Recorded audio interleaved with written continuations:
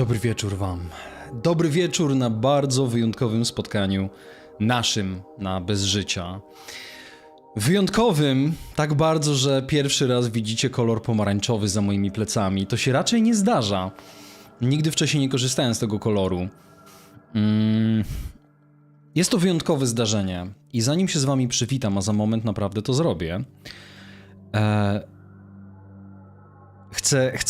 Chcę poczuć, jak te nuty przeze mnie przepływają, tego niesamowitego ambientu, jaki dał nam soundtrack, ścieżka muzyczna do gry Half-Life. Widzicie, wczoraj miała miejsce 25. rocznica gry Half-Life. 25 lat, ćwierć wieku od wydania nie tylko jednej z najważniejszych gier mojego życia, ale jednej z najważniejszych gier w historii tej gałęzi rozrywki. Half-Life jest grą, która pozostaje wzorcem dla innych. To jest banał powiedzieć coś takiego. Ona była tak innowacyjna, podobnie jak jej sequel, że większość gier typu FPP, First Person Perspective, czy FPS, First Person Shooter, ma problem z tym, żeby zrobić coś nowszego, żeby zrobić coś bardziej nowatorskiego. I ja miałem ogromną przyjemność. Idziemy, kurwa. Ekwador, dajcie mi białe rękawiczki. I ja pierwszy raz zagrałem Half-Life'a, kiedy miałem 12 lat. To była 6. klasa podstawówki. I myślę o tym, że wielu młodych ludzi, którzy grają dzisiaj w gry, ma 12 lat i sięgają po różne tytuły. Niech to będzie Call of Duty Modern Warfare. Niech to będzie Doom Eternal. To ciekawe doświadczenia. Ale doświadczyć gry, która staje się przełomowa dla całej branży i kultury w ogóle, wtedy, kiedy ona wychodzi, właśnie w wieku 12 lat, to się dzieje raz na generację. Dlatego uważam się za szczęśliwca. I z tym uzewnętrznionym kawałkiem emocji przychodzę dzisiaj do was. Dobry wieczór wam wszystkim. Dobry wieczór Czerwony Lisie, Matezie, Czaru, Pink Duke'u, Amiga Forever, który perfekcyjnie się tutaj odnalazł z nami, bo Amiga Forever reprezentuje retro, więc idealnie będzie porozmawiać o Half-Life'ie z ludźmi, którzy grali w Half-Life'a, kiedy wyszedł, którzy są tak starzy jak ja, mówiąc prościej. Dobry wieczór Pepeuszko, dobry wieczór Dragomiro, dobry wieczór Pink Duke'u, Gatki, Raksu, Gajsonie, Mik Oku, Czaru! I dziękuję za wsparcie, Czaru. Dopiero teraz to zauważyłem. Dobry wieczór, Davidzie. Dobry wieczór, Muzyko Historii. Dobry wieczór, Pawle, Bartoszu, Suzy Diamond. Suzy Diamond, bardzo proszę, napisz do mnie na Discordzie, bo jest dla ciebie karteczka i poproszę cię o dane wysyłkowe. Ja o tym nie zapomnę, nikt o tym nie zapomni. Koniec reklamy. Dobry wieczór, Pestko. Dobry wieczór, Arti Niezłomny. Dobry wieczór, Primal Elfie, Rafale, Oskar Draus. Dobry wieczór. Szanowny daje czadu dziś, ależ to była piękna sprawa, ile godzin w kawiarence, potem wynajmowanie na całą dobę i te piękne czasy, łzy w oczach. I dobry wieczór Tom, który mówi, hej, jak odpaliłem demo z CD z jakiejś gazety, to stwierdziłem po kilku minutach, ale nudna gra, tylko się łazi. Później mnie oczarowała i do dziś dobrze wspominam. Mała ciekawostka, demo Half-Life'a miało level, którego nie było w oryginalnej wersji gry. To były te czasy, kiedy robiło się dema gier, które miały content, którego nie było we właściwej grze, rozumiecie? Trzeba było mieć specjalną wersję gry, która miała level z dema, który był fantastyczną sklejką różnych elementów typowych dla Half-Life'a. Było coś absolutnie wspaniałego. Witaj Adami, witaj Truenu, witaj Scythe, witaj Rusty Cage, Arduriksie, Łukaszu, Emblinowski, Morty. Tak, to były te czasy, kiedy demka można było zgarnąć tylko na płytach CD. Najczęściej w jakichś gazetkach, takich jak CD Action, jak Reset, jak Secret Service i tam można było sobie odkleić gazetkę od folii, czy też folii od gazetki, wyjąć z folii płytkę, wrzucić ją i dopiero wtedy można było pograć w demko, które oczywiście się instalowało, bo jak żeby inaczej. No ale to jest jedna z rzeczy, które chyba wciąż pozostają w mglistej sferze nadziei i wyobrażeń, że może nie trzeba będzie instalować gier. Nie no jasne, mamy chmurę, mamy usługi, live, ale To ciekawe, że minęło 25 lat, a my wciąż instalujemy gry. Czy to będzie konsola, czy to będzie PC.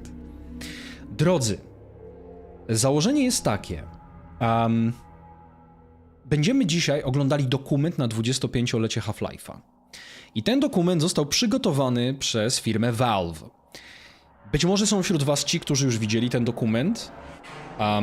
Niestety, przykro mi, że będziemy go oglądali w takim razie jeszcze raz. Ale wiem też, że są wśród was osoby, które go jeszcze nie widziały. Ja jestem jedną z tych osób. I bardzo chciałbym doświadczyć tego z wami w czasie rzeczywistym. Bo wiem, że materiały, które tam zobaczymy, będą pobudzały moją wyobraźnię, będą pobudzały moje wspomnienia. Mam nadzieję, że także wasze, jeżeli graliście w Half-Life'a. A jeżeli nie graliście w Half-Life'a i nie widzieliście tego dokumentu, to będzie to fantastyczne, lubię ten kawałek, żeby nie powiedzieć ludologiczne, ukontekstualizowanie fenomenu kulturowego, jakim jest Half-Life. To znaczy najpierw, zanim o 21:15 zagramy w Half-Life'a w wydaniu Black Mesa i doświadczymy go wspólnie, to ci z was, którzy nigdy nie grali w Half-Life'a, będą mogli go zobaczyć od strony nie samej gry, tylko procesu produkcji, wpływu, impaktu na kulturę, jaki on miał i na całą branżę rozrywki interaktywnej i będziecie mogli także zobaczyć ludzi, którzy za tą grą stali, a zaznaczę, że tę grę stworzyło Valve, które dało nam platformę Steam. Tak, to są ci ludzie, którzy zrobili Half-Life'a, zrobili także platformę Steam, bo chcieli mieć swój własny model dystrybucji gry Half-Life 2, bo nie byli zadowoleni z żadnego innego, który zaproponowali im inni, a Microsoft nie chciał od nich kupić pomysłu na platformę dystrybucji cyfrowej, jaką był Steam. I dzisiaj ci ludzie, a część z nich są multimiliarderami. Przede wszystkim Gabe Newell, czyli założyciel firmy Valve, który będzie także dostępny, obecny w tym dokumencie. O nie, Filip powiedział ludologia, teraz Microsoft go dojedzie. Kto pamięta zielony Steam? Ja pamiętam zielony Steam. Kochani, ja w 2004 roku zainstalowałem pierwszy raz Steama. Wiecie, jak fatalny był Steam wtedy? Nie macie pojęcia. Ja zainstalowałem Steama w 2004 roku, kiedy wyszedł Half-Life 2. I fun fact, ja zgubiłem hasło do Steama 2. Do Steama 0.1 i nie było systemu odzyskiwania hasła. I ja straciłem grę, która była w bibliotece, mimo że miałem ją na płycie, miałem oryginał Half-Life'a 2. Także drodzy, zaczynamy. Dzień dobry, jak ja grałem pierwszy raz Half-Life, byłem już za stary. Czy byłem już stary? No to bardzo dobrze, to będziesz miał o czym opowiadać. Blue Shift, mówi Pepeuszko, będzie dostępny w Black Mesa, co jest istotne, bo Blue Shift jest jednym z dodatków do Half-Life'a, który był znakomity. Nie tak dobry jak Opposing Force, które zrobiło Gearbox, które później zrobiło Borderlands, ale jest to kawał dobrego dodatku i o tym też dzisiaj będziemy rozmawiali. David, dobrze, że na bez życia mamy chociaż pół życia. Dziękuję bardzo za wsparcie i dzięki, że do nas dzisiaj dołączasz. Kochani, zaczynamy. Muzyczka muzyczką, ale zaczynamy od dokumentu. Wczuwamy się, będę starał się nie łamać za często narracji, ale będę starał się ją uzupełniać o rzeczy, które będą interesujące oraz będę w międzyczasie cały czas czytał to, co będziecie pisali, żeby na to reagować, żeby się do tego odnosić. Mam nadzieję, że to będzie interesujące doświadczenie. Jedziemy, kochani.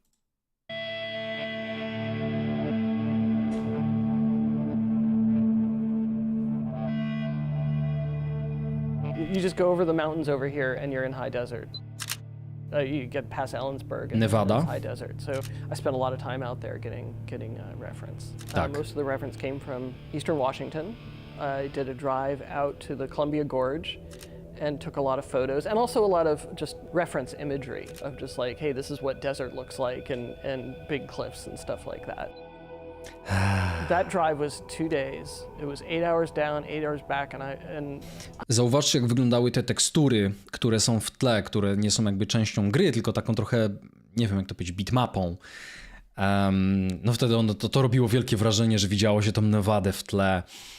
Mimo że to nie był obszar, do którego można było dotrzeć i wiadomo, że te tekstury były niskiej rozdzielczości, bardzo rozmazane, ale i tak ta vista, ten krajobraz robił wielkie wrażenie.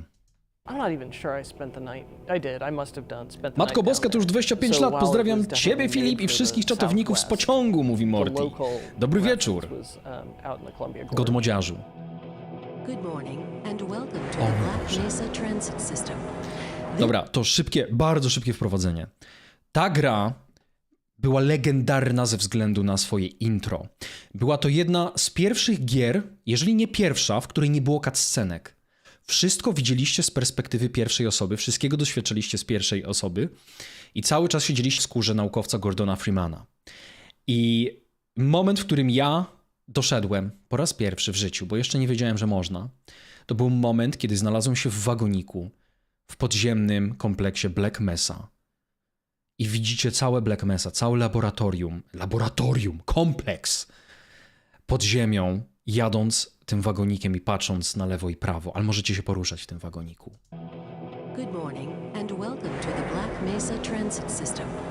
This automated train is provided Quake for był the pierwszy, security może and tak, convenience of the Black Mesa Research Facility ale nie miał tak personnel. dużo immersji, bo nie miał też fabularnie ugruntowania.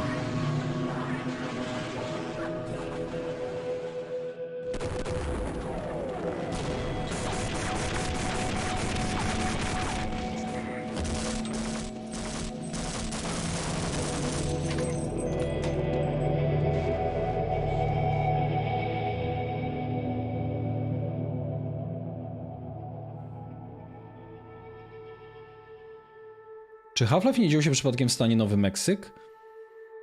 My name is Mike Harrington. Wydaje mi się, I że was, co-founder at Valve. Nevada mogę się I mylić. wasn't really used to big companies. Może tak When I być. started at Microsoft, it wasn't that big. It was like 1,500 people, like a big high school. 9 years later, it was significantly bigger. I'm thinking, oh, this place is too big, and that was still like 1996. Uciekli z They had a long ways Microsoftu. to go. I told my managers like a year before, like I'm leaving. I'm leaving in a year, and I'm going to start a game company. And the first person I talked to was a good friend of mine, Michael Abrash. But at that time, he was trying to do something within Microsoft, and by the time it made sense, John Carmack had convinced him to go work at id. So how could he say no to that? And then I was having lunch with Gabe, and I said, Gabe, I'm leaving. I'm just going to leave, and I'm going to start a game company. Dobry wieczór, He said, I Czejanasku. want to leave. I want to start a game company. Like, all right, and that's. Kiwik mówi, was it. AI komandosów nadal lepsze niż Call of Duty. Tak! Dobra, to jest człowiek legenda. The Gabe. Gabe Newell jest współzałożycielem Valve. Jest człowiekiem, który stworzył Steama. Jest człowiekiem, który jest multimiliarderem. Jest człowiekiem, który maczał palce w stworzeniu portalu. No jest geniuszem, tak? Growym geniuszem, a Gaben, dokładnie, Gaben, tak jak mówi Cookies. Natomiast wszyscy widzą tego świętego Gabe'a na różnych ikonach, które tworzą w memach i mówią Gabe, Half-Life 3, czy umiesz policzyć do 3? I okazuje się, że Gabe nie potrafi policzyć do 3. Geniusz, ale nie umie policzyć do 3. Both Mike and I thought we would get about a year into it, realize Bardzo we'd schudł made w horrible ogóle. mistakes and go back to our friends Miał duży at Microsoft problem z and ask otyłością for our przez jobs lata. back. But to we jest did wręcz think that we chudziutki. knew a fair bit about software development, that there were expertise that goes into it. I think we also had some pretty clear ideas Święty of how to Gabe syła design a promki na company, Steamie, right? tak. So when we were building Half-Life, we were also designing Valve at the same time. We had no plan except for, by then, like I mentioned, Michael had gone to id. And he said, oh, you're starting a game company, you have to use our engine. So Gabe and I flew down to Mesquite to meet id. We spent a good deal of time with John Romero, and he told us, Jeden z twórców Quake'a i this is Duma. what you need to do to start a game company. You need to go out and hire some level designers and do that kind of thing. And we kind of understood the engineering part. And then, because we were Michael's friends, we walked away with the source code to Quake that day. We had no contract yet. We had kind of an idea of what it could be. And they just... To szybka uwaga, tylko poprawię troszeczkę ekran. Rzeczywiście trzeba zaznaczyć, że Half-Life jest na silniku Quake'a 2 i bardzo wiele gier wtedy powstawało właśnie na silniku Quake'a 2. Half-Life nie był wyjątkiem. Just gave us a CD and we had kind of the crown jewels of id. And Dobry wieczór, Dragonie. Game on.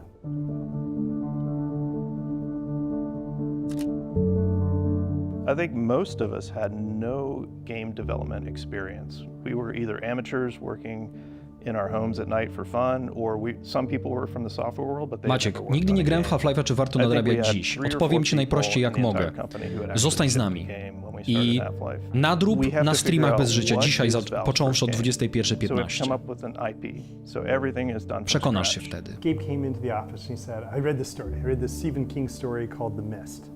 Stephen King, monsters, people. Tak! Teraz rozumiem! Ja tego nie wiedziałem nigdy. O, fuck, ale to dużo wyjaśnia. Nigdy nie jest za późno, żeby przeżyć odkrycie. To teraz tak bardzo nabiera sensu. Jeżeli to była inspiracja mgłą Stephena Kinga, to ja widzę teraz całe elementy zaczerpnięte wprost z tamtego świata do Half-Life'a. Fucking hell! Jak zobaczycie cały świat Zen, który jest światem kosmitów, do którego docieramy w ostatniej części gry. Mgła. Grocery store, fog comes in, monsters in the fog, use your imagination. We didn't want to write that as a game. That wasn't really the point, but it was just the tension and how it felt. Well, it was interesting. At first, we had two games. Greg was working Prospero, and then Half-Life was originally No nie called wiedziałem, Quiver. naprawdę. My job was then build a team and figure out another game for us to build. That'll be the second game Valve ships. What features should it have? How is it going to be different from a normal first-person shooter? Every time the engine got a feature for Prospero, Half-Life stole it. And then Half-Life just started getting visually, more impressive. And Od razu wam zaznaczę, że ci z was, którzy tego nie wiedzą, Half-Life miał jedne z najbardziej, i do dzisiaj ma jedne z najbardziej oryginalnych designów potworów w grach. Takie gry jak Dead Space wzorowały się na tym, co Half-Life zrobił. To jest niezwykła wyobraźnia twórców, artystów przede wszystkim. and cooler, and eventually it just, because it was going to ship sooner, it just stole the resources from Prospero, and Prospero just faded away. So I had this character, had like a floating orb, and it wanted to have some effects on it. It's kind of magical energy, something. And so I worked with them on that and came up with the first version of the beam effects. And they were using it, they were happy with it. And then people on Half-Life are coming over and like, what is that? How did you do that? So very quickly that got into Half-Life. The disaster sequence has kind of beam effects all over it, and we ended up using it for the Vortigons. Like there are a bunch of things that we were doing that we thought would help us tackle the Udźwiękowienie problem of Half-Life'a jest what video także games czymś were. What video legendarnym. games were a rapidly changing field where at the time 90% of video games failed to turn a profit. And a few percentage of them were very, very profitable, right? So it was a field that really valued talent. Like I said, Gabe and I brought some people, and then from there on out we had to hire people, and Romero said you got to hire level designers. So we found some people who had industry experience. Worked on Rise of the Triad first as a pixel artist, and then went with Duke Nukem, and then everything just went nuts. But I was sitting in my office one day, and Duke my phone Nukem. rang just out of the blue, and I pick it up, and it's this recruiter. Eventually, he hooked me up with Gabe, and they flew me up here. It was a big surprise. But then we started looking, the nice thing that we had is we had a whole bunch of people in the world who had been working on mods, and so we could start looking at those folks. And that's where we hired Dzięki, a dude. lot of our Mam nadzieję, że designers. będziemy się świetnie bawić grając Half-Life'a razem. Naprawdę. Zaraz, czy on powiedział John Guthrie? Nie rozumiem. On powiedział John Guthrie. A albo się mylę, może Steve Guthrie, bo gitarzysta, jest taki gitarzysta chyba, John Guthrie, który gra ze Stevenem Wilsonem z Porcupine Tree, ale może miałem jakieś spięcie krótkie. Steve Bond, John Guthrie were my favorite hires by far. Other than Doug. Kto grał w Duke Nukema na czymś pokroju Pentium? Ja. Jedna z moich pierwszych gier w życiu. Duke Nukem. Dlaczego nikt jeszcze nie robi remake'a Half-Life'a? Tu chyba kasa leży na ziemi. Maciek, no jest remake. Dzisiaj będziemy w niego grali. Moderzy zrobili remake. Będziemy dzisiaj w niego grać. On some game for some company, I think that was the start for a lot of people that something cool was going to happen because those guys were already doing stuff that was cool.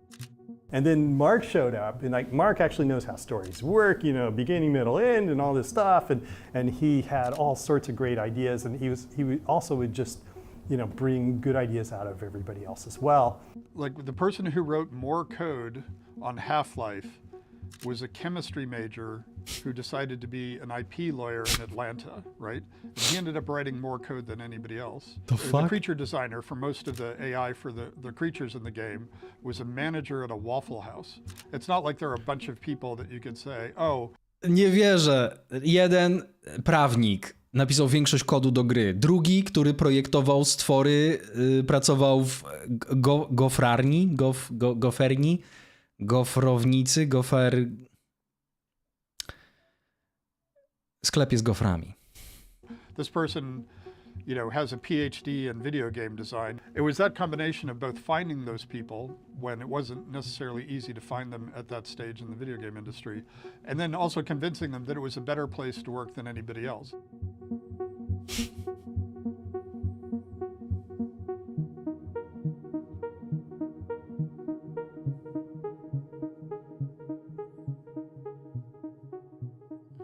Quake Engine, silnik Quake'a był podstawą, ale mocno go zmodyfikowali.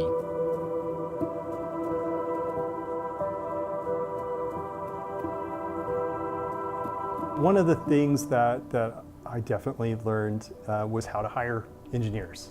And you know, we needed some engineers. For us anyway, we had licensed ID's engine, you know, we're using the Quake engine. And one of the things me and some of the other engineers, probably Ken, were talking about Alpha, was zobaczcie. if it would be possible to use the save system Wczesna alfa. kind of like join our levels together in a really seamless way. So you get to the end of a level, save stuff, and then load some of it on the next level and have it just feel like, you know, the world's all connected.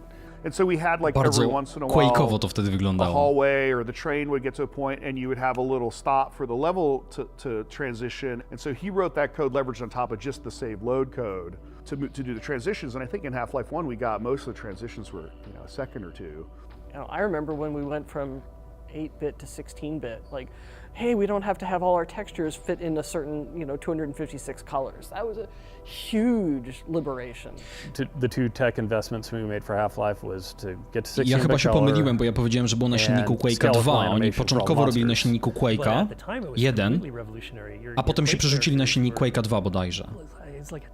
Albo to był ten... Nie, to były dwa różne silniki. I wanted so much more animation. Może wy and wiecie. I wanted the animators to have the freedom to put in 100, 200, 500 frame of animation, if not more. And then you can do all sorts of other things because you have a skeleton, so it's like, oh, I can hook on a gun to a character. I can start to make changes of characters and replay the same animation or reuse most of the same model, so we can swap out heads, we can swap out this, we can swap out whatever. Like all the technology that went into the game to make it as fun as it is was not available one generation before.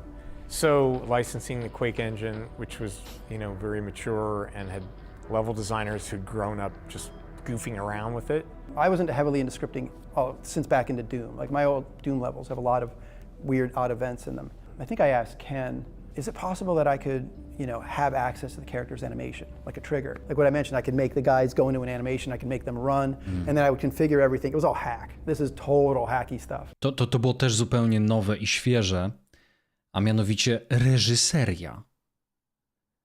Wcześniej strzelanki były po prostu strzelankami. A jak zobaczycie w Black Mesa, czyli tym remake'u Half-Life'a, na silniku Half-Life'a 2, to w tej grze po raz pierwszy pojawiły się na przykład reakcje jakiejś postaci. Nie wiem, to, że uciekają, to, że jest jakiś wybuch, ktoś ginie na twoich oczach.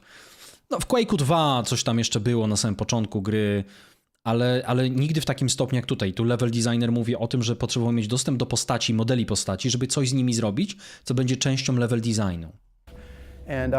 And that is mostly what I built. It was like things Tak, to like był, characters Maciek, reacting and jumping out or made to listopad look like, or 98. I'd use a push brush to throw a head crab out to make it look like it launched at something. Or if a loud sound happened, they would respond, would cower. Gabe's dictate was, as you walked forward, something needs to happen like every 3 to 5 seconds. Yeah. The player stands still, Didn't have to be much. Universe can be quiet.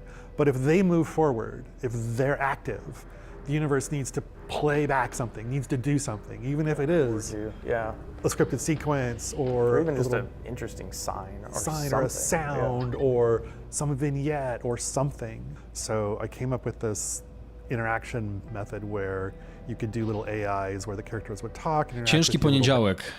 To jest ciężki poniedziałek. To my wszyscy generalnie na każdym streamie bez życia wieczorami. And then we wanted to do spectacle, and that was scripted sequences where you could tell a character, you need to run here and then jump into this animation, and then have a bunch of you all synchronize your animation because it's somebody flying through the air, they're smashing something, or they're doing something like that.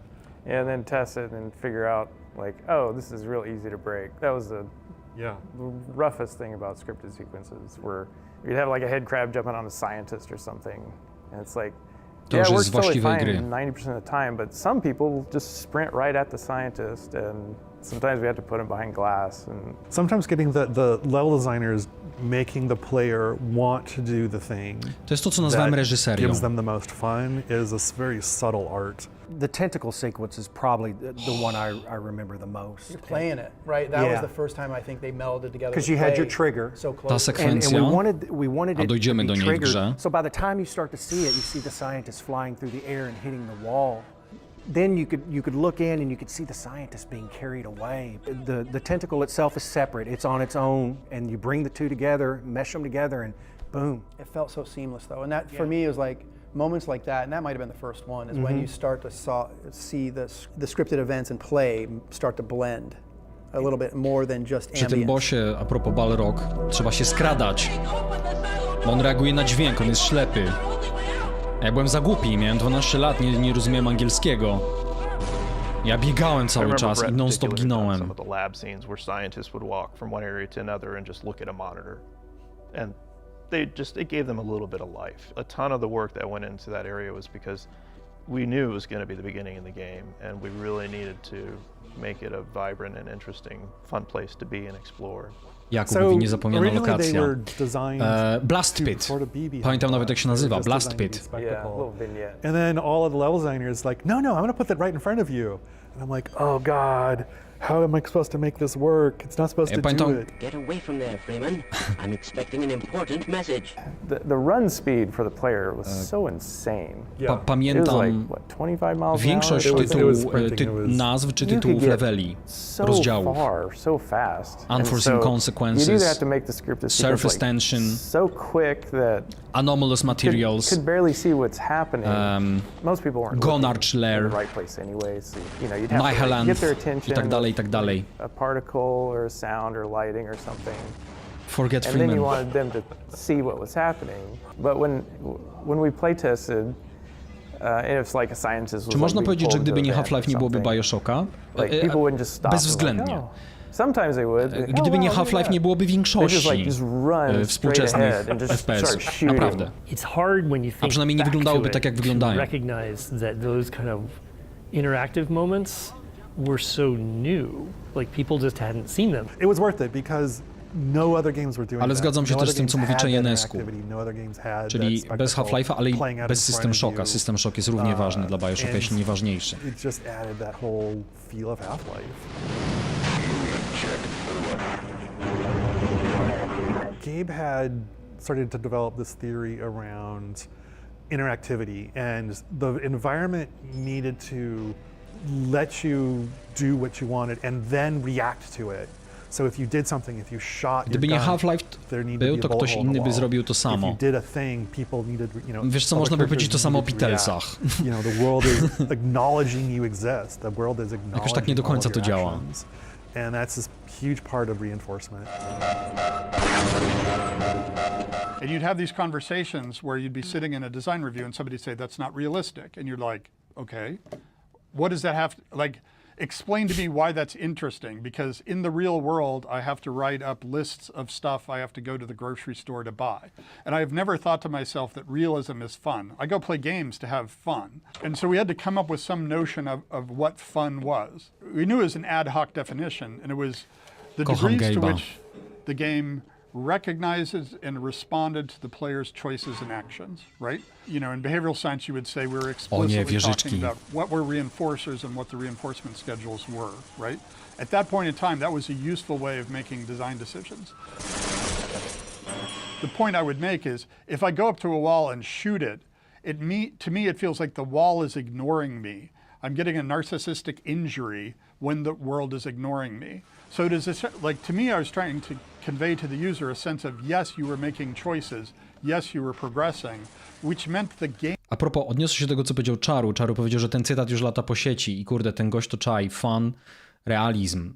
To jest właśnie to, co Gabe przed chwilą powiedział, że ktoś mu powiedział wśród designerów, że ale to nie jest realistyczne, a Gabe powiedział, ale co znaczy to nie jest realistyczne? W sensie, to ma być tak, jak ja mam się czuć, kiedy robię listę zakupów i idę do sklepu zrobić zakupy? Nie, to nie o to chodzi, to nie jest fan. Jest jeszcze jeden cytat, który padnie w tym dokumencie, który już krąży po sieci i jest naprawdę znakomity. I ten cytat brzmi, no i on nawiązuje do tych opóźnień tak typowych dla tego studia i tego, że wciąż nie dostaliśmy Half-Life'a 3 po 20 latach prawie.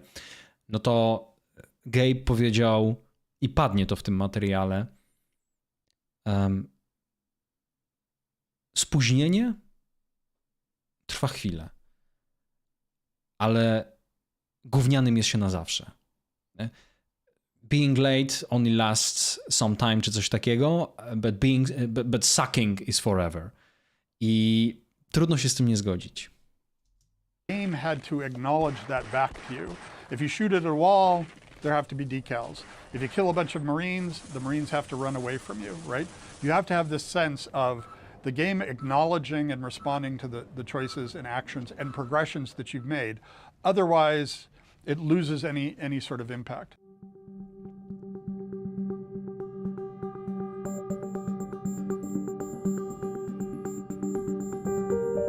Ładne przejścia, bardzo zrobione. Ted and I, we were on the same page in terms of what the game should look like, which would be just sort of alien in a very naturalistic kind of way. Like these are creatures from another dimension, another planet that look like they evolved in a way.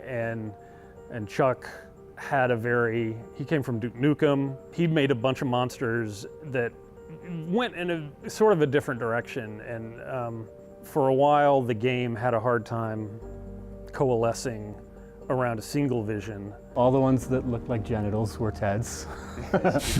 And all the ones with shiny bits that looked like alien soldiers were Chuck's. That was a thing when I first came in, Ted's style and mine. And trying to figure that out. Trying to find the harmony between the two to make it work. Yeah. Ted had...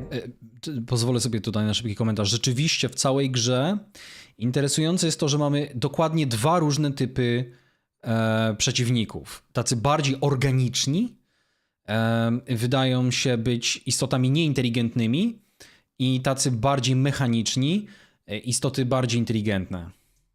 He really liked the Wayne Barlow I nie mówię o aesthetic, ludziach. and I had a little bit different, but it worked. Ted Czy myślisz, really Filip, o graniu weird. Alex? He Tak, did mniej więcej od 4 lat. The head crab, you know, that's pretty much the symbol of it all. And I remember taking his head crab and putting it on a scientist and making the zombie. Right. Well, we pretty much we talked, and it's like, okay, you do that, and Ted did the soldiers, I did the scientists. I did a lot of the aliens. Przepraszam bardzo. And with the Hornet gun, I did the... Czy tam był maleńki chomiczek? Obok niego? Scientists. Czy to jest wiewióreczka, czy to jest chomiczek? I did a lot of the aliens, and with the Hornet gun, I did the Hornet gun for that one as well too. You know, the alien slave. Well, I did some animations for the bull squid or bull chicken. I have to call him that. But that's a Ted creature there. The Hound Eye was Ted's as well. Yeah, a lot of the flesh. Niesamowite. If it's got a lot of flesh on it, jakby nie było czegoś takiego wcześniej w grach. Nie było takich designów, nie było takiej pomysłowości, nie było takiej wizji. I to jest jeszcze przeciwnik, który jest jak piesek i jest bardzo uroczy, tylko atakuje cię falami dźwiękowymi. Musisz uciec jak najszybciej. Yeah, that's a Tedism. You can always tell Ted's designs because they're much more aquarium than aquarium and/or like unspeakables. Gonark, czyli jedno wielkie jajco, które biega na nogach, krabich. No tak, no to jest wór z jednym jajem z krabimi nogami. Jest to jeden z najoryginalniejszych designów, jakie wówczas pojawiły się w grach. To jest jakby matka wszystkich headcrabów. Moszno krab, tak. I forgot about Big Mama. Oh, It's like, you know, it's a testicle, right? It's like, So disturbed. I concepted a guy in sort of a NASA spacesuit, a scientist guy. He was actually modeled after a couple of programmers I know. Big, beefy, bearded Linux programmers, you know. And so that's where the HEV suit sort of emerged Hazardous out of. Environment There's a lot Vest, of bodajże. desire for not having a space marine or a soldier be the guy, and then Chuck Jones. I to też jest pierwszy raz w grach FPP, gdzie nie gramy Marine, gdzie nie gramy BDS-em, my gramy naukowcem, który tak się składa, siedzi w kombinezonie, który daje mu pewną przewagę. Jones went off and did a pretty different version of him that became known as Ivan the Space Biker. Oh God. I remember telling myself, it's like anytime you make a screenshot, make sure it's good because you don't know where this is going to appear again. We didn't know that. And Ivan is the prime example of that one. So, you know, you're looking at, well, go look at Quake. It's like, okay, I'm looking at that. And he's got this incredibly boxy head. And you're always hearing, don't put too many polys in it. And it's like, okay, so Ivan got the square head. W sensie, jak ja bym zobaczył ten model postaci i ktoś powiedziałby, szybko, wymyślmy jakieś imię, to zgodzę się, że to imię to byłoby Iwan albo Iwar. Head. And it was kind of an early, just a rough prototype of a Gordon Freeman baby. And I remember we didn't know what Gordon looked like. So it's like I was looking for somebody and I found Mike Harrington. It's like, Mike, what does Gordon look like? I don't know. Put yourself in there. It's like, oh, okay. And so I went in and put kind of my likeness on the early Gordon model in the game. And it kind of stayed Did there. you have a ponytail? Well, I was ex-tattoo artist, so yeah, I definitely had. I don't have anything to work with now, but yeah, that point I had a ponytail on. If you play the game, you know. Ej, yo! I don't have anything to work with now, but yeah, that Przepraszam point was, I had ale zobaczcie. Obecnie z tej dwójki to ten drugi bardziej wygląda już jak Gordon Freeman.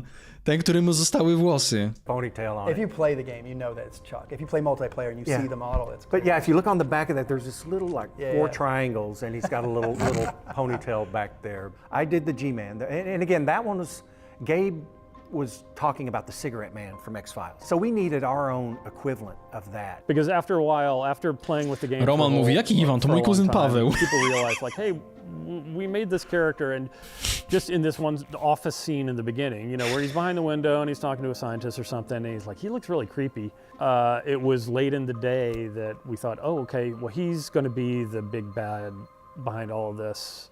Like, scatter him around in places that you can't get to him, but he's there mysteriously. Jedna z najbardziej tajemniczych There wasn't enough in the postaci. beginning of the game. It's like we need another monster. Head crabs weren't enough. It got kind of repetitious. I think I grabbed a Ted and said, I need them to do this and this. And so he whipped it out in not much time at all. I'm gonna get the timing just right. And I have no time to do this, so I'm just gonna bang it out. And then once it was working, everybody said, oh, let's go back and sprinkle them back in the maps. And that was this. because we introduced them a little earlier than we were planning on. Yeah, because they weren't real tough. They weren't supposed to be tough. But they were ranged. But they're ranged and they were W grze fun. And they oni had a mieli big nazwę show, Alien and, Slaves. Like, that was showing off a bunch of stuff. Te dźwięki, niesamowite. Ninja!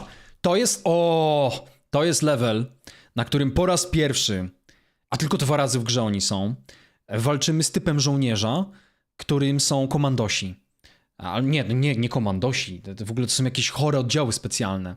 I to są kobiety, a przynajmniej tak wyglądają i są super szybkie i super ciche. I remember the assassin came in pretty Assassin. That was it. It was like, okay, I have a week and a half. It was already done, it was already all modeled, already all animated, and the requirement was it couldn't have any new animations and any new anything. So had to come up, I grabbed a bunch of Steve Bond's AI and banged that thing out. I built a level, super crude, but it had all the right spacing and all the right heights and all the right, geometry. Again, it's just a presentation where this creature gets to shine, this enemy gets to shine, and is your entire focus for that scene. And it's kind of a memorable experience because it just takes place in a different fashion than other encounters, you know, and you get knocked out, and there's all kinds of, like, the lights go out, and you get dragged through a corridor and things, so... Pacing again, it's something you Half-Life'a, remember in the game. urozmaicanie rozgrywki, to jest mistrzostwo.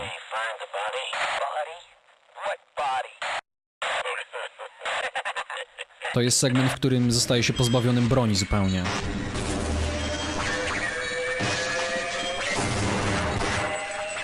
We just did a lot Dobry wieczór, of Szymonie. playtesting and did a lot of level building and used all of the monsters and used everything that we had developed and started seeing which ones kind of stuck out a little oddly. You know, like we had the hound eyes that Ted had concepted and Kelly had done great sounds for them. And so they seemed like a very oddly plausible sort of alien creature. And Chuck did what we called the Panther Eye, which was this big black panther looking Nie ma creature that also just had a big red tej eye istoty w for his grze. face. Albo pojawia się w dodatku Opposing Force być może, albo pojawia się w jakichś przebitkach na moment, ale nie walczymy z nią w toku gry. And a big shark fin coming out the back. And design-wise, he seemed like this is a very useful creature. You know, it's like when you design things, you know, you like to have a gradient of difficulty, a gradient of escalation in threat. And so if we had these hound eyes, then, oh yes, this like panther, bigger, scarier looking thing would be more of a threat. It was in the game for a long time and then sort of just worked its way out because folks couldn't find a way to incorporate a creature like that into the environment and make it seem reasonable. The Stuka bat was, it was something that I did. Też nie ma w Just a grze. weird, another creature from the air. We had the chub toad that we were going to use as a feeding animal to help, and yeah, they had a mechanic to where they were going to use this to distract monsters so you could possibly get by. And it pretty much reached fruition to where we created the object, but then again, time became the factor and it had to get cut.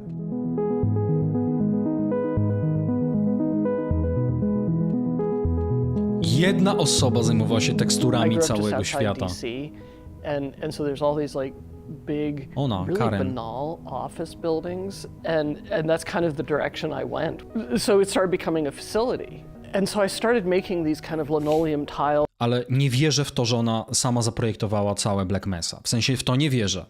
Wierzę, że mogła stworzyć tekstury, że była taką artystką odpowiedzialną za wygląd, czyli właśnie na przykład to, że widzimy tutaj tę listwę, czy tę okleinę, że widzimy te paski takie, które prowadzą, widzicie, żółty, zielony, niebieski, które prowadzą po poszczególnych sekcjach Black Mesa kompleksu, ale nie wierzę w to, że jedna osoba i że to ona była w stanie wymyślić cały layout i rozłożenie architektury Black Mesa, bo jeżeli tak, no to by znaczyło, że ona jest geniuszką. No właśnie, mogła tworzyć tekstury na gotowy już poziomie. Też mi się tak wydaje, Archie. The drop ceiling, the concrete block wall, the black and white tile floor. She was like the texture artist for for most of the game. It's just an overwhelming amount of work. Originally, I was hand painting all of the textures, and you can really see a shift in some of them where they go from hand painted to photo reference. The photo references are much better. So I was all over Seattle, Harbor Island, Gasworks Park, getting rusty metal things. Dokładnie tak, za dużo jak na jedną osobę, żeby jeszcze architektura była i level design tak naprawdę, level design. Interesting to look at, and then how can we use this? And so, you know, sides of boxcars, and I don't know how many hallways in Half-Life are, you know, the side of a train car kind of thing. The Kirkland Costco, a lot of time in the Kirkland Costco, getting just packages of, I don't know why I needed snacks or something. Zobacz, jak wtedy szybko gry powstawały. I to jakie gry? 2 lata, bam, gra gotowa. Ale planowali na 97, to w rok by zrobili. To rok albo 1,5 roku, bo była mowa o tym, że Alfę mieli już w okolicach 96, czy w 96 zaczęli już pracować na silniku Quake'a. Więc już jakiś rok czy 1,5 roku później myśleli, że wydadzą grę. The first year was all about opportunity, and it you know, it wasn't quite as focused. We were finding our footing. We were getting into the 3 months before supposedly shipping in '97, and it's like, this isn't gelling. This is really not good. This is like, you know, quick knockoff, cash grab, stupid, and let's not do that. There was a lot of disconnect between what all of the different groups were doing, what engineering was doing and what level design was doing and what animation was doing. We had a bunch of monsters that had no plans to get in the game because nobody else was assigned to work on them, and we had a bunch of levels that, like, what's supposed to go in here? Oh, I don't know, everybody's gonna do a bunch of stuff, and like, no, that doesn't work that way. So here we were, all these people doing all these cool things, and just everything's just this random collection of, oh, here's a cool moment and a cool this, and you know, and then it's gone, and you know, oh, now on to the next thing. Because the way we were building the game was, every level designer was kind of his own silo, his own universe. And I think that just grew out of our, you know, kind of mod developer roots, but it wasn't cohesive, and it certainly didn't have a, you know, a strategy for like maximizing any of that stuff. You must have been in the meeting when we reviewed all the levels. It was like the first time everybody piled into a room, right, and Gabe had his crazy Hellraiser chair with the beautiful Mac monitor, and we played, for 2 days, he played everyone's levels. But I remember one moment, he turned around, he was like this with his hair, he's going, we're gonna fail, we're gonna fail, we're gonna fail, we're gonna fail, we're gonna fail. And I was just like, it blew me away. I was like, oh shit, this isn't good. You know, we were doing our best trying to make this game and the story, and you know, we had a schedule from Sierra, and it was a tight schedule. And we told them, like, we're not going to ship this, and we realized that you're not going to pay us to continue developing this, but we're going to do it anyway. Late is just for a little while, suck is forever, right? I to tak lekko rzucone. Tak lekko rzucone. Late is just for a little while, suck is forever. We could try to force this thing out the door, but that's not the company we want to be. That's not the people we want to be. That's not the relationship we want to have with our customers. And so we kind of, Kelly and I kind of sat down and sort of tried to take an inventory of all the cool stuff we had built, and why weren't we just, you know, building more on top of that, and you know, those discussions kind of led to us building this kind of Czy głosowałeś może w kategoriach The Game Awards? to try Nie. to give some cohesion to the game, Nie wiedziałem, że kind of można. changing the way we were approaching it. And so a Cabal was Aż dziw bierze, że w czasach remake'ów nie ma jeszcze odnowionych wersjach Resident Evil czy Dead Space. You know, there's like an artist, you know, level designers, engineers. To dlatego, że ta gra należy do Valve. A small team that would write up a spec for a, you know, level. You know, there was the arc that, you know, Mark had written, so we knew how that fit into the story. And we got a small group Valve of jest people jak together, Tuli. and we started. Wydają grę raz na 12 lat. Literally, what map do we need to build to tell us the story we're going to have to tell? And then what does that connect to? And what's the next piece and the next piece? The strongest and most influential thing that came out of them was, to me, the sketches. And they were really the visual meeting notes, right? We came up with a formula for how that worked. We had a certain percentage of the time where you were fighting, a certain percentage of the time where you're exploring, a certain percentage of the time where you're solving puzzles. And so we could apply that uniformly through the game, and that worked pretty well. Testing. Everything seems to be in order. Good morning and welcome to the Black Mesa Transit System. This automated train is provided for the security and convenience of the Black Mesa Research Facility personnel. Ciekawostka, ten strażnik, który sobie, niepozorny strażnik, czy tam ochroniarz, który sobie stoi i uderza w drzwi, żeby go wpuścili, jest bohaterem dodatku Blue Shift. I doświadczamy dokładnie tej samej sceny z perspektywy Barneya. On ma, wszyscy w zasadzie mają Barney Calhoun, no bo on się pojawia także w Half-Life 2, Barney Calhoun. I z jego perspektywy widzimy, jak przejeżdża ten wózek, nie wózek, tylko ta kolejka, i w środku jest Gordon Freeman. The whole opening of the game was specifically a reaction to how all the other first-person shooters were, whether they had cutscenes or not. Like sometimes, like they would just open without a cutscene, but you know, you're standing in a room with a gun. O 21, jak zaczniemy grać, zobaczycie, jakie to dalej robi wielkie wrażenie. And I think there was expectation that that's what Half-Life had to do because every other game was doing it. I can tell you the number of people who started up the game, were staring at it, and then accidentally bumped their mouse and realized this is live. Yeah. And as simple as that sounds, it was mind-blowing for so many people because there was too much going on. This isn't real time, this is a recording, you know. That was sort of the way we, stumbled through a lot of the new narrative tricks. It was like, well, what can we do that you could do this in a movie or a story, but nobody's doing this in first-person shooters. You're this anonymous scientist and you're riding on this train into work and rolled the credits at the beginning. It was kind of like a cinematic experience almost. Like I don't think games had really gone down that road. It's so funny to look at it now because it's so primitive, but at the time it felt like you were really in this Black Mesa world. Naprawdę nikt nie zrobił wcześniej takiego intra. Nikt nigdy nie zrobił czegoś takiego jak oni. Pre-disaster survived from the first year, so a lot of that geometry was from that first version of the game, but in a very minimal way, right? Just the basic style of some of the hallways, the curved corners in the hallways, things like that. They more became sort of like Lego pieces that John could use and stitch together and extrude. And I know Brett did a lot of the raw geometry from pre-disaster. Architektura i level John design. did most of the work to ship it, and then the post and the train ride was all John, I think. Cieszę się, że sięgnęliśmy po ten tytuł. Ja też się cieszę. Heavily influenced by NASA control rooms with my favorite green hammerite. Really influenced a lot of like we started with the kind of the consoles. I'm trying to remember, and then there was just lots of hallways and people were getting lost, and I did the color Tak. O Boże, ile ja się... Wiecie, cały początek gry, potem jak wysiadamy z kolejki, to jest dzień pracy. My doświadczamy dnia pracy z perspektywy Gordona Freemana i musimy się dostać w konkretne miejsce, założyć kombinezon, przejść pewne testy. I ja nie zliczę ilości razy, kiedy zgubiłem się w Black Mesa wtedy. Ja nie wiedziałem, gdzie mam iść. Naprawdę nie miałem pojęcia, w którą stronę mam iść i ona po to zrobiła te kolorki, które prowadzą mniej więcej do tych sekcji, do których powinniśmy się udać. Zobaczycie dzisiaj. What was actually super exciting was how quotidian a lot of it really was. You know, the lunchroom with the microwave.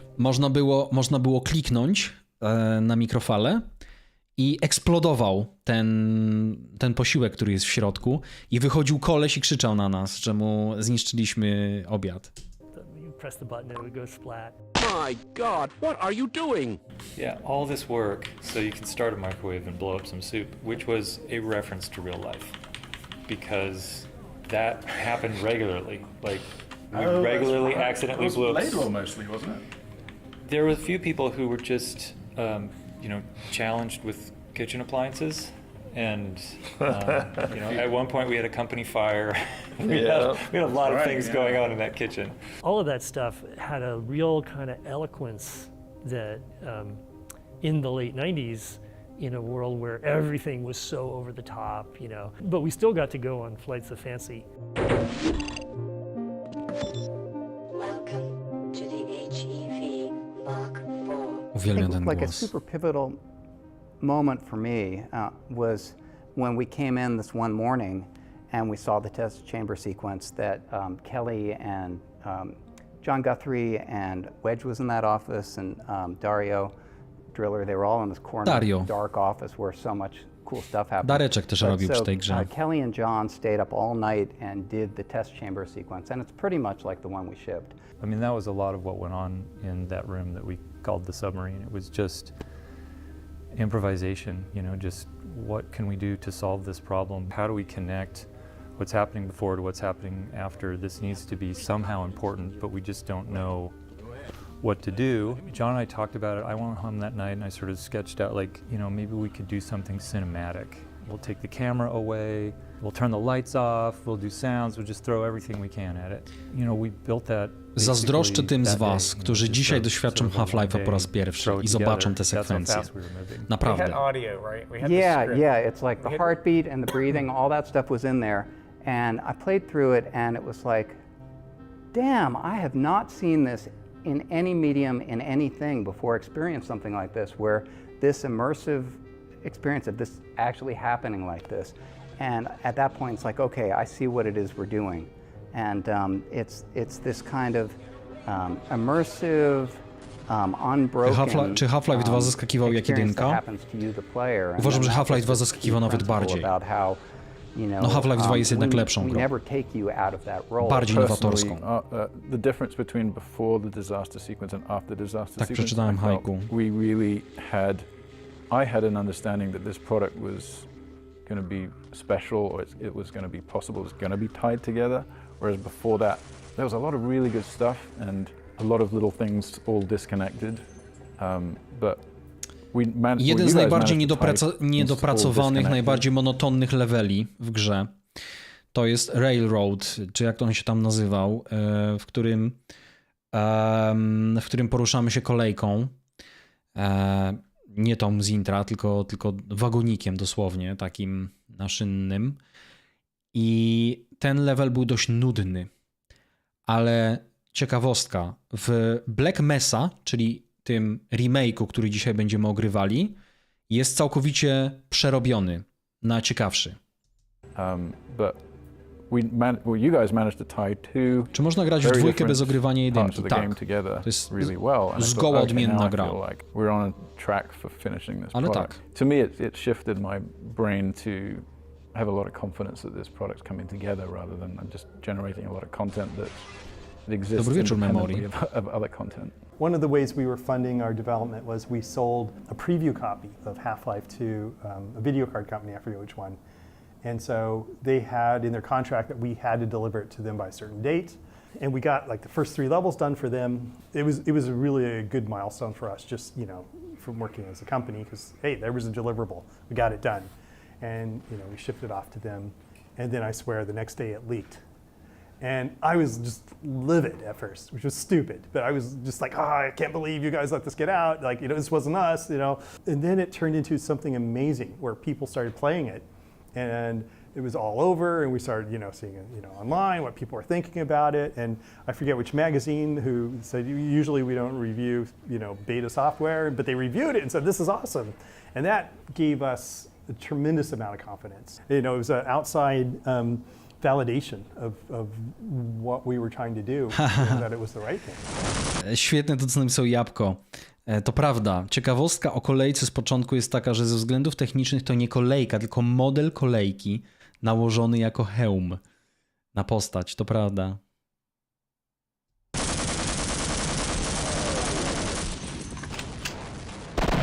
I think just with first-person shooters already, they were kind of like the valves of weapons you put into first person. You got to have a shotgun, and there's obviously a pistol. You know, you need your weapon that's going to make you struggle and you drive you to get another weapon. That was a lesson in how to make w ogóle all of your mocno weapons survivalowy jest Half-Life. So each one did something completely different.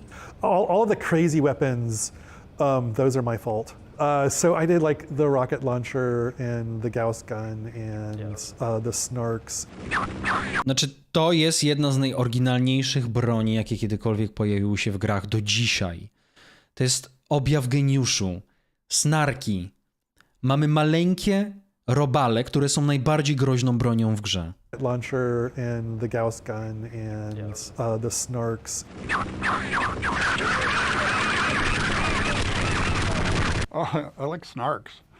Snarks always made me laugh. It's just always funny to watch people run away from the snarks. The squeak grenade. It's called the snark, but I wanted something, a little creature that you could bring up and hold, and you could throw it out, and it would just start running. Because people were camping, and everybody hated campers at that point.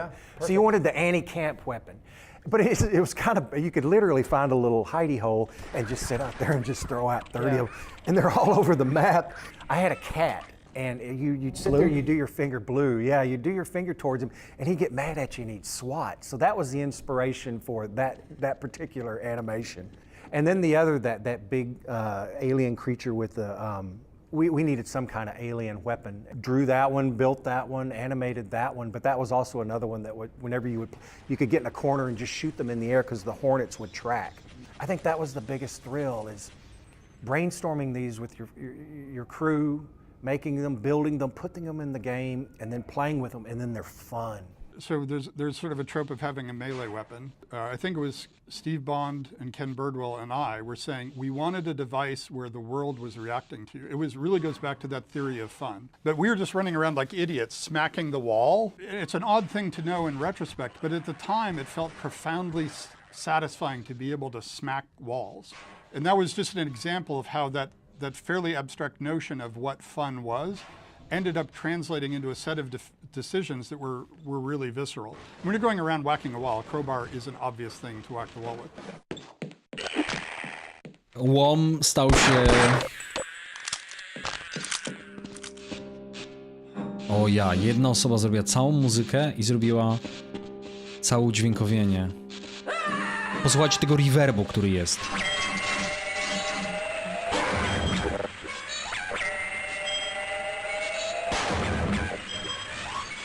If the sound could let you know what's going to happen, that's really makes it powerful. So we're always on the lookout for that in level design, in monster design, communicating, because the AI is often hidden from the player. So we use the sound to broadcast the internal state of the AI.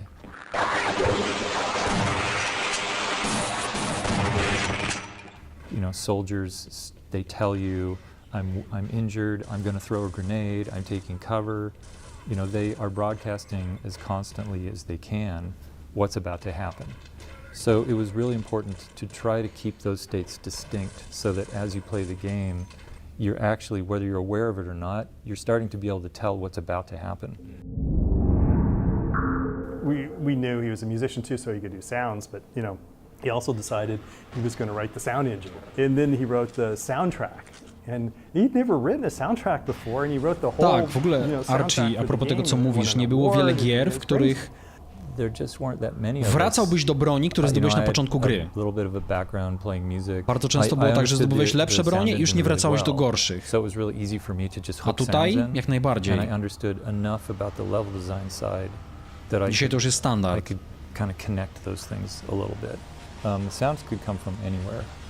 And then I just heavily modified them. Usually those are animal sounds, reversing, changing the pitch, chopping them up and rearranging them.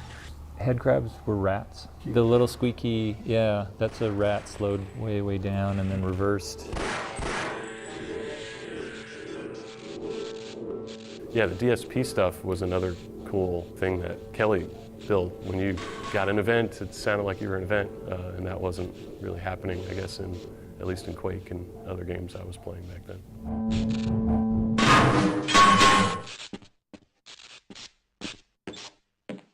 You know, we had these huge silos, these cavernous spaces. The day they had their own echoey DSP, it made an enormous difference, right? You Ach, te elementy platformowe.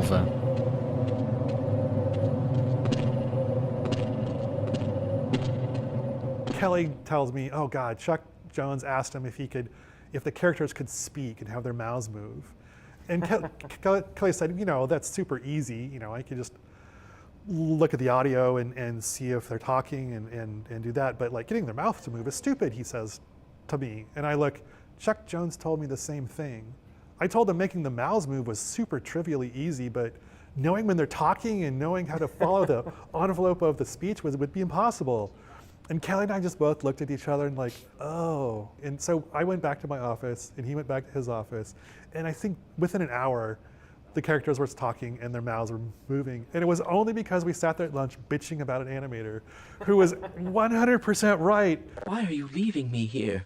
Scientist conversations, Kelly and I made that. When they're next to each other, one scientist will occasionally play a question and the other one will give him 25 lat minęło, a ja nie spotkałem chyba bardziej klimatycznego i charakterystycznego dźwiękowienia. A ja spotkałem. Spotkałem. Dead Space. I am rather looking forward to this analysis, aren't you? I don't think so. W ogóle uważam, że Dead Space jest najbliższym doświadczeniem Half-Life'a, jakie powstało w grach. When we first added the ability for scientists to respond to the player and other things in the environment, I would call them response rules. The first time that went in, they came flying down. To też była pierwsza gra FPP, w której one of them looks at you and goes, "Oh, hello, Gordon." NPC mógł do ciebie dołączyć i poruszał się za tobą. The automatic diagnostic and announcement system O!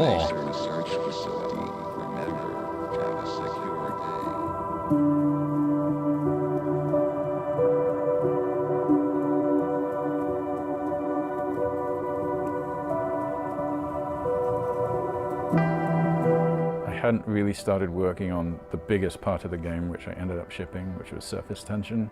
Prior to then, a lot of the work that I had done was Surface tension jest największym levelem w grze. To questionable ethics, and all of that was ditched. There were some concepts made it through, but everything was rebuilt from zero. But you know what did make it through was power up. Yeah, basically that geometry survived completely intact. It was so closely designed for that creature that because the creature survived, the levels survived along with it. Przerażający Yeah, there's this sort of przeciwnik. central circular thing where you have to rotate the train and you have to kill the gargantua first because he was always. Czy Projekt Arcane Studios nie byłby bliżej? And you have to go to Fair point. Like another Byłby area blisko. which looked very much like it was To designed prawda. for Quake because Też. pretty much it was. There was a flooded pump room and you have to drain the generator and then you can switch the power on. Fajne zagadki środowiskowe już wtedy się Yeah, I remember him pojawiały. being totally central to this whole Że na przykład jakaś skrzynia And then, blokuje well, how do we coś, block the albo player, że, which is, I mean, that's pretty much że like musimy podnieść design poziom wody, point żeby number one podniosły for się all skrzynie level i tak design. dalej, i tak Okay, dalej. well, how do we prevent the player from just Raczej nie walking było straight też up tego to the wcześniej w exit, grach and you design FPP. backwards from there. Albo wyłączyć elektryczność, bo woda jest naelektryzowana.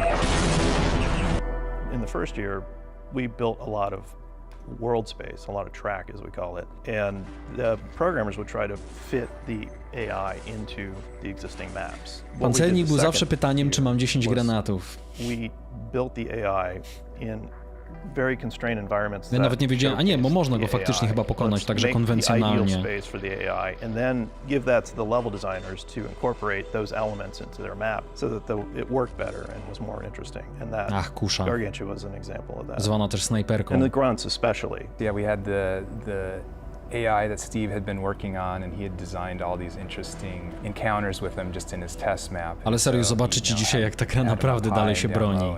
Cały level design, bronie. Oczywiście będzie ładniej wyglądała. On the same level, and then the next one they're up high, and then they come running down. Because it was really neat to see them retreat. They'd try to run back up the stairs and try to flank you from another side. Steve Bond, like I mentioned earlier, was this really young guy who had been making mods in Quake C, really the designer for so much of the AI. I mean, all the stuff that's good about the soldiers, the grunts you fight in Half-Life. Yeah, we had a little bit of a language we could sort of use to say, you know, this is a place they can climb. This is a place they can jump to. This is a good place to hide. These are good places to go in general, or interesting places. So, you know, the AI had a little bit of help. Żołnierze. Również nigdy nie było w grach tak dobrze oskryptowanych przeciwników. You know, the train technology that Jay was working on. And we thought, well, let's give the player something that they can control. Szalony mów, ja grałem ostatnio, byłem zaskoczony, że gra mająca 25 lat jest tak grywalna. The most constrained vehicle we could think of, which was the train. Players didn't always bring the train with them. And so you had a bunch of these poor people walking down these tunnels. Was that why you electrified the rail? Yeah, and the rails were, that was part of the feedback. From that. Part of the feedback was, well, you can just bypass all that, so we made the rails electric. It's like, well, maybe that'll teach them to bring the train with them. But the basic idea was, you know, let's explore that and then also reveal some of the hidden deep parts of the base, you know, the abandoned areas where you might get a lot more of the Zen creatures. You know, to też było zupełnie nowe. Some of the ones that didn't make it into the game. To, że przeciwnicy są walczyli. That would dive bomb you and while you're on the train, yeah, Stukabats, and then we also tried hard to not make it feel like it was this super linear thing, so we tried to give little branches, and so there were some challenges there. Dobry wieczór, legendysto.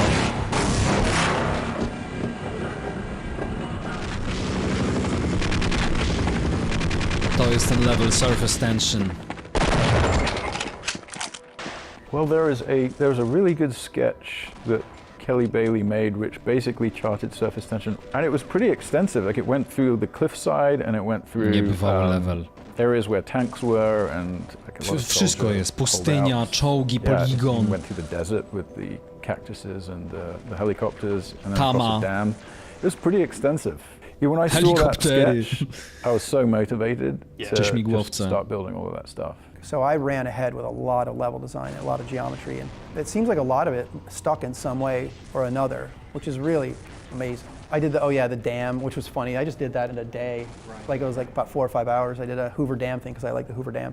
I saw a concept of the cliffside. I think Harry Teasley built that render of the skybox. Yes. And I just thought, holy crap, this is perfect for vertigo. Like whatever we do here, we have to play on vertigo and like narrow little edges and places you would like to normally dodge a grenade that you can't.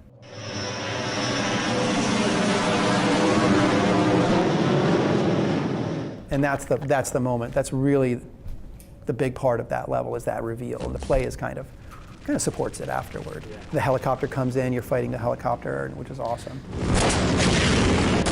Potrzebowałem jakichś 2 lat grania w Half-Life'a, żeby zrozumieć, że ten czerwony punkcik pozwala naprowadzać rakiety i to bardzo ułatwia strzelanie.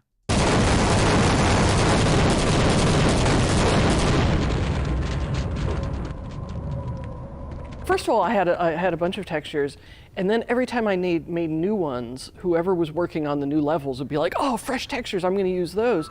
Somebody making another level would start using them, and I was like, no, this is chaos. We need to restrict this. So I started naming the texture sets by the level that they were made for. I was trying to enforce some sort of like visual cohesion, and so that really ended up working. There was one level I did, it was the introduction of the sort of the bounce pads, the alien bounce pads in the real world. Because, story-wise, like, okay, you're getting closer to hitting the alien world. So I was, well, let's get a little bit of alien world infection into the real world. So I had done it just as a visual co thing. widzicie, a little bit of alien. No to wprost jest inspiracja dla Dead Space'a. Alien world infection into the real world. So I had done it just as a visual thing. John Guthrie made it 10 times better. And that's actually where he found the photo of my daughter, because I didn't put my daughter in Gordon's locker. I hid her in like this destroyed office someplace, as a little Easter egg for myself. And John went and put my daughter's photo in Gordon's locker, which I think was a good decision.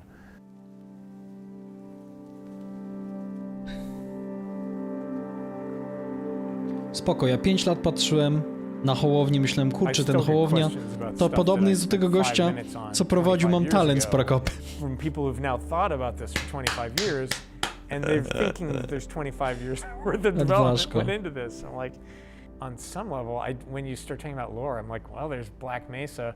That was just a matter, we needed a name for something that was evocative. In that entrance, when you get off the train and there's that lobby where there's a big map on it, and when we were making that map, that was fairly early on, I put a dot in New Mexico. And then that turned into, I think Mark saw that, he was like, oh, where is that? This is where we are. And then he named it Black Mesa. That is a favorite thing of mine, actually. If you come up with a name for something, and it evokes something, then you don't have to write the whole story. Montana? Because it's a conspiracy plot. Everybody knows more about it than you do, so you don't have to answer those questions.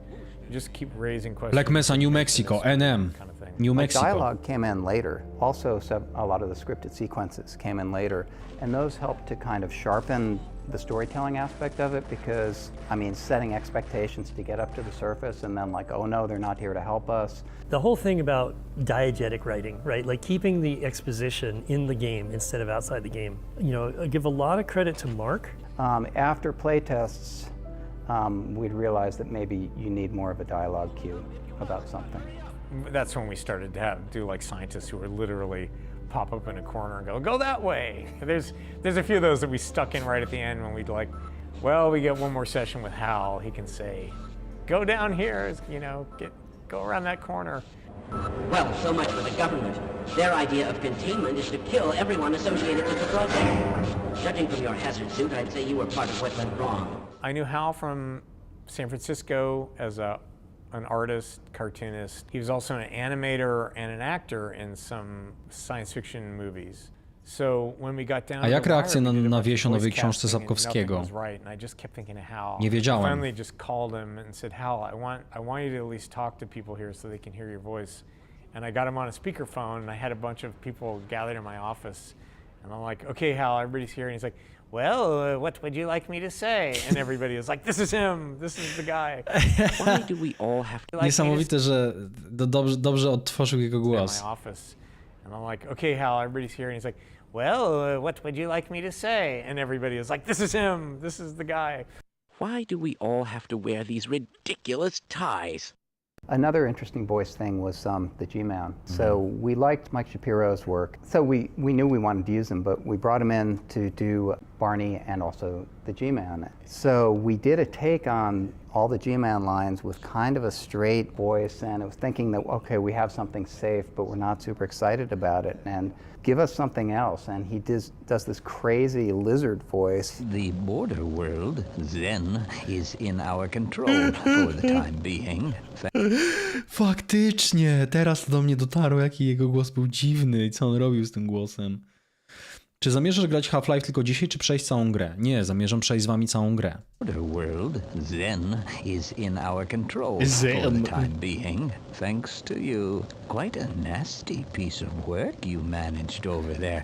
Creep ultimatywny, ostateczny creep. On brzmi jak kwintesencja creepa. I am impressed. And we took it back, and everybody just loved the crazy lizard voice, and so that's how it worked out. Did you do the Nihilanth? I did. Ladies and gentlemen, the Nihilanth. Just imagine his head floating in space as a baby. Znaczy, to sprawia, że ja nie mogłem spać po nocach. To. Jeżeli zastanawiacie się, skąd inspiracja mgłą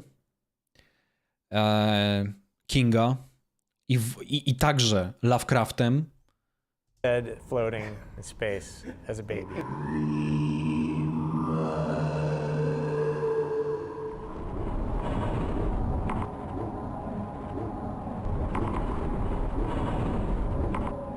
I went into Gabe's office and I demanded Gabe to either fire Ken or...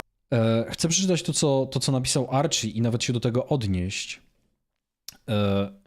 Niepokojący, intrygujący, ciekawy, 1000 pytań, brak odpowiedzi, milion teorii fanów. Czy coś wam to przypomina?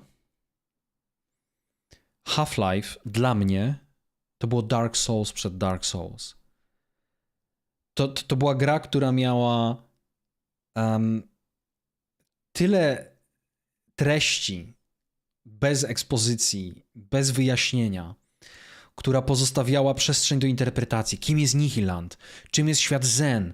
Dlaczego ci obcy są zniewoleni? Jaka jest relacja między tymi obcymi? Jaka jest struktura społeczna? Co poszło nie tak z Black Mesa? Ile jest alternatywnych rzeczywistości, do których, przepraszam, można mieć dostęp? To był lore. Or I quit. And Gabe just laughed. To either I went into Gabe's office and I demanded Gabe to either fire Ken or I quit. And Gabe just laughed at me. Correct response from Gabe. Yeah. I was like, oh. Until Bill got there, I was the oldest guy there. It was hard because, I had to go home in the evenings, whereas the young guys who just moved out from Florida or wherever, they did not have to go home in the evenings. I'd go home, see my kids when they were in bed. I would come back down the hill to Valve. Nobody else I worked with had to get up to get their kids off to school in the morning, but I did. You're wired to just take full advantage of the situation. You put everything into it. So when we say we worked 18-hour days, that's no exaggeration. Yeah. Not at all. I can edit all day. I can design all day. I don't have to worry about anything. 2 guys from Microsoft start a game studio with a bunch of incredibly capable, with an incredible team. You're gonna push yourself harder than ever before. I don't usually crunch real hard. I get it done in I come in, I work, I go home, and a lot of people were living really long hours. The classic. Well, I'll come in at 1 and then goof around for a while and then work late into the late at night. I was employee 17. There was a woman that was the kind of the office manager, and eventually Mona Lisa Guthrie came in at the desk. Mona Lisa I was the only Guthrie? woman on the team. That was not awesome. I decided to become a baseball fan here after the birth of my first daughter. So she's the one in Gordon's locker, Isabel, but she was She's very special needs. She's 25 today. Cognitively, she's about 3 years old. So after her birth, in the middle of Half-Life production, it was really hard. It was really hard because we were getting about 2 hours of sleep at a stretch because she had to be fed through a tube in her stomach every 2 hours. I had just a difficult time relating to the world when she was a baby. I had a hard time just talking to people because I was just kind of tired and angry all the time. Yeah, my wife, she worked at Valve for a while. She did a bunch of textures for the game. Like I said, she did those soda machines. She did just a bunch of level textures. She textured Big Mama, the sort of boss creature. She textured him. But when Isabel arrived, she obviously had a lot of issues. So yeah, it's had to stop working and stay with her at home. And it was the last year of Half-Life, and we pretty much crunched that whole year. So I was at work a lot. It was hard. It was definitely a hard year.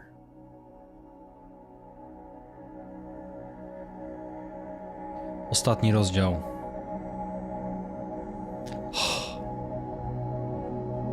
Ciekawostka. Ten świat, kiedy powstawał mod robiony przez fanów na silniku Half-Life'a 2, czyli Black Mesa, w który dzisiaj będziemy grali, to jest przeniesienie Half-Life'a na silnik Half-Life'a 2, na Source Engine. To oni zrobili całą grę bez tych poziomów, które są w kosmosie, czyli tych, no to nawet nie jest kosmos, to jest jakaś przestrzeń. I zrobienie tych ostatnich 3 leveli świata Zen zajęło im więcej czasu niż zrobienie całej reszty gry, czyli mniej więcej 3/4. Tak było to trudne do przeniesienia i zrobienia w dobry sposób, bo wielu fanów krytykuje akurat te ostatnie levele, że one są dość niedopracowane, że są powtarzalne, że niewiele się tam dzieje. Ja się nie zgodzę, znaczy dla mnie to było coś niesamowitego, jak je pierwszy raz zobaczyłem, ale faktycznie nigdy nie grałem jeszcze w te, które są w Black Mesa, czyli właśnie zremakeowane i nie mogę się doczekać.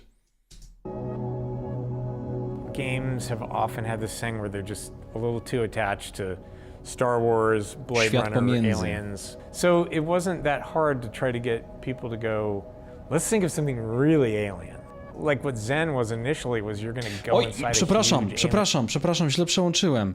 Ojejku, wy macie tu ciemny ekran i sobie słuchacie, a ja tu nie przełączyłem na właściwy. To już. Often had this thing where they're just a little too attached to Star Wars, Blade Runner, Aliens. So it wasn't that hard to try to get people to go, let's think of something really alien.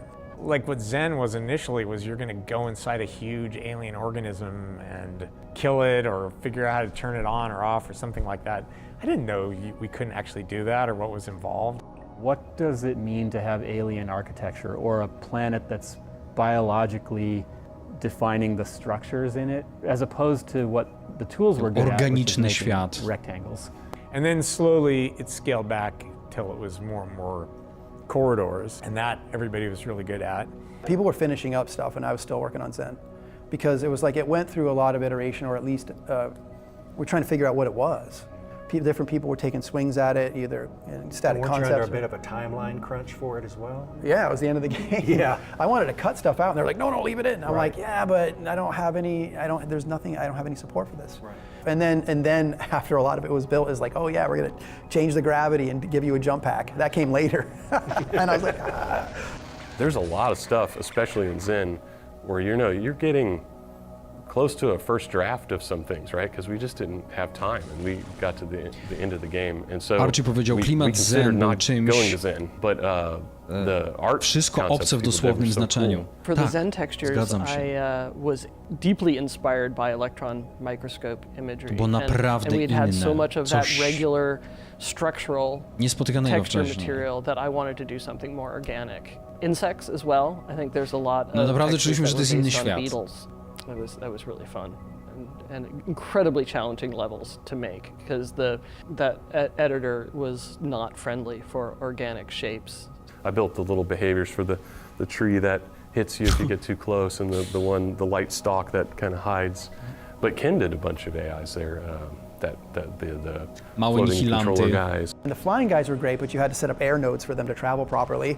I prototyped a lot, and some of those prototypes were used in the final battle, I believe, and also for the Gonard, which I think Randy did. We, at some point, have to stop polishing. At some point, we have to, like, it is what it is. And if the player hasn't had fun up until that point, well, then we failed. They're not going to get to that point, so who cares? It just has to finish, and it did. Yeah, and there's always Half-Life 2 to win them back. I love that sensation of being alone in an alien dimension, but the experience... To jest taki level przed levelem, to jest level, do którego idziemy do ostatniego bossa. Zobaczcie, całkowita ciemność, cisza i jakiś dziwnie wykrystalizowany portal, który widzicie w dole. To są niezapomniane obrazy, naprawdę, jak ktoś tego doświadczył wtedy. Wiecie, ja tego doświadczyłem, jak miałem 12 lat i mózg jest wtedy bardzo plastyczny, podatny na obrazy, które się serwuje. To naprawdę zdominowało moją wyobraźnię. People really liked in the game was scientists pop up and Barney pops up and you have companions and you have Zen potrzebny był podwójny skok, tak, bo miałeś ten taki upgrade. That, which I understood, and I think if we'd had thought about the ending from the beginning, we would have figured out some ways to do that a little more.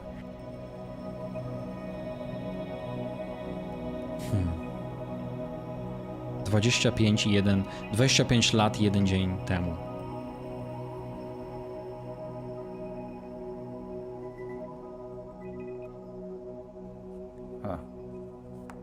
I remember coming back from downtown Cabo very drunk and then running to the beach, but didn't know there was like a 6-foot retaining wall there, so I just went right over. And then I was hurting so much I slept the night where I fell. Yeah, I woke up the next morning. I had never heard a that really story. Stiff neck. Oh my God. It's a good thing you were pretty young. I remember after we'd gone final on the game, I was home one morning, taking a shower, and my wife asked me, like, it's done. Is it any good? Is the game any fun? Like, I don't know. Like, I hope so. I don't think it's exaggerating by saying if any one of the crew had disappeared for a month, we wouldn't have shipped. Miałem to. Didn't matter who Zobaczcie, pęknięte w rogu. Tak, to się zdarzało. Everybody was mission critical. My inspiration from Valve, what I really took away with me was that the thing that is most important to me is what are we making? Coming in as a texture artist, you don't have... Mój kumpel Andrzej, ten co zajebał mi kiedyś Age of Empires 2, które wcześniej dał mi jako prezent urodzinowy, więc pojawiał się już w moich historiach, to właśnie ten co chodził po domach i w Halloween i mówił: nie mam ojca ani matki, i myślał, że mu dadzą pieniądze. To ten sam Andrzej miał Blue Shifta i miał Half-Life'a od ojca, który mieszkał w Niemczech, więc tak naprawdę to pierdolił, miał ojca. I jego ojciec mieszkał w Niemczech i ojciec mu wysłał, czy przywiózł mu z Niemiec Half-Life'a 1 i dodatek Blue Shift, i był jeden problem i była beka w nieskończoność. Niemcy zaaplikowali zieloną krew. Z jakiegoś powodu Niemcy, nie wiem czy to się jeszcze utrzymuje, wydaje mi się, że już nie, jak jest tak globalny rynek, ale Niemcy na swój rynek dystrybuowali gry, które miały zelżoną przemoc. Dlaczego? To wszystko wynikało z tego, że to jest jednak postnazistowski kraj, który miał bardzo, no wiecie, zdemilitaryzowane Niemcy, jak najmniej przemocy, i gry, w których się strzelało, miały zieloną krew. To jak z cenzurą Wolfensteina, tak. O, ciekawe, z czym Ryju mówi, że to się utrzymuje. To jest bardzo interesujące. No więc Andrzej nie tylko nie miał ojca i matki, ale jeszcze kurwa miał Half-Life'a, w którym miał zieloną krew, co możecie tylko zgadywać, sprawiało, że karuzeli śmiechu nie było końca.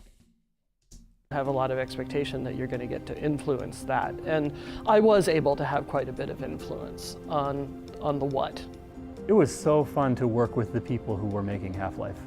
The collection of people were diverse, at least like in their professional backgrounds, was kind of all over the place. And so figuring out how to work with all those people, but also just the fact that we had hired really stellar people who were good at collaborating, like they're conscientious people, deeply passionate about what they wanted to create. That just was Chyba a w jakiejś grze recipe wymazali for a swastyki. O, professionally, bo to jednej. To ja tylko przypomnę, zaraz wam pokażę zabawną rzecz. Co zrobili z Wolfenstein The New Order bodajże. To jest bekowe. Good time. It seems to me that one of the things that good games do is make 2 games worth of stuff and then throw away the bad game. Iwan. And fortunately, like Valve was able to do that. Czy A jak lot of powiedział companies kolega, couldn't kuzyn do Paweł. that, but backstopped by Gabe and Mike, you know, Valve could afford to do that. I always have absolutely nothing interesting to say when people say, would you reflect on your legacy? Like, I really don't look back a whole lot. Bo jesteś kurwa multimiliarderem, człowieku. Nie dziwię się. Jakbym miał tyle kasy, też bym nie patrzył w przeszłość. I'm always excited by the future. Tak? Jesteś kurwa excited by the future? To gdzie jest Half-Life 3? Right? So to me, it's like I can look back at the things we did, but to me, they're just sort of like the stepping stones to what we're going to be able to do in the future. That's just how I'm wired, right?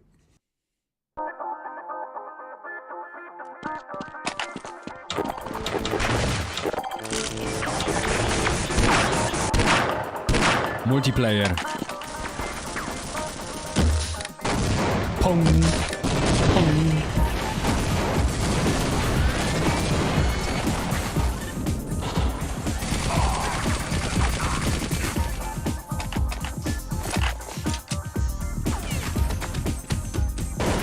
Counter-Strike.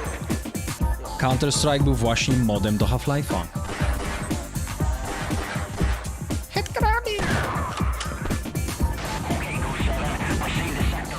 Opposing Force, czyli ten dodatek, o którym wam mówiłem, który zrobiło studio Gearbox Entertainment, który zrobiło potem Borderlands chociażby, to oni zaczęli właśnie od robienia dodatku do Half-Life'a, to jest Opposing Force, gdzie graliśmy żołnierzem, Adrianem Shepardem.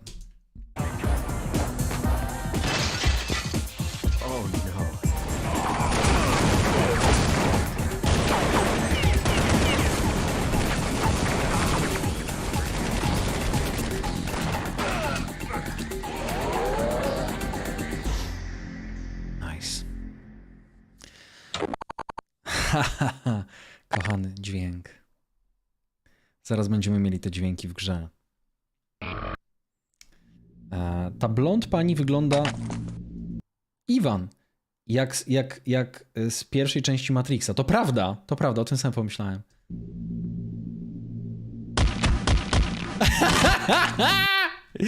Było się śmiać z Iwana, przyszedł Andrzej i nas wyjaśnił.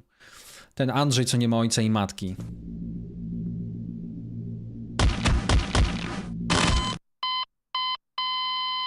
Ivan the Space Biker and Friends, now available in Half-Life Deathmatch.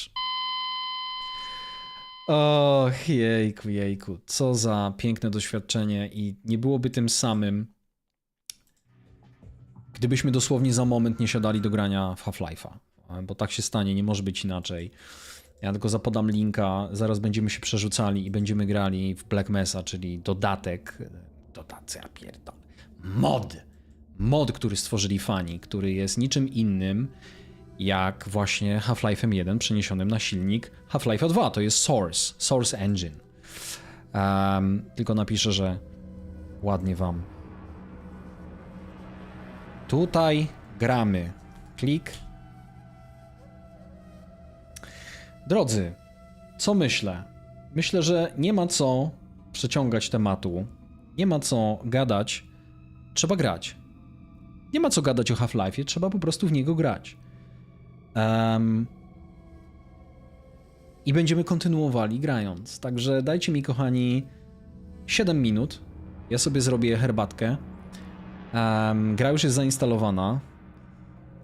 Miałem jeszcze Wolfa pokazać. Tak! Robix, dziękuję ci za czujność.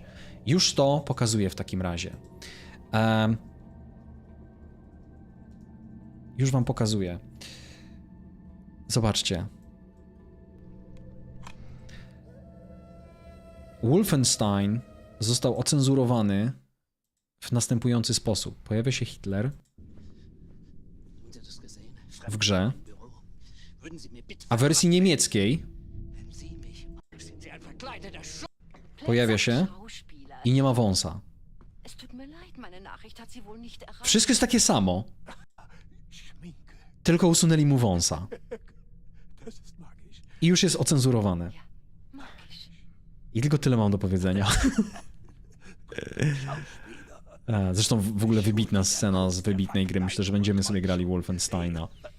No. Czemu zawsze włączasz drugiego streama zamiast kontynuować jednego? Ale to bardzo prosta odpowiedź, dlatego że mogą być tacy, którzy nie chcieli oglądać tego dokumentu, bo już go widzieli, a chcieliby pooglądać samą grę. Więc wydaje mi się to jak najbardziej zasadne. No dobra, drodzy. 7 minut i zaczynamy granie w Half-Life'a. Dziękuję, że razem ze mną oglądaliście ten dokument. To było wartościowe przeżycie, ale też wycieczka w stronę nostalgii, ale tego będzie jeszcze więcej i jeszcze lepiej za moment, kiedy będziemy grali w Black Mesa, czyli Half-Life'a 1 w wersji odświeżonej. Do zobaczenia za moment.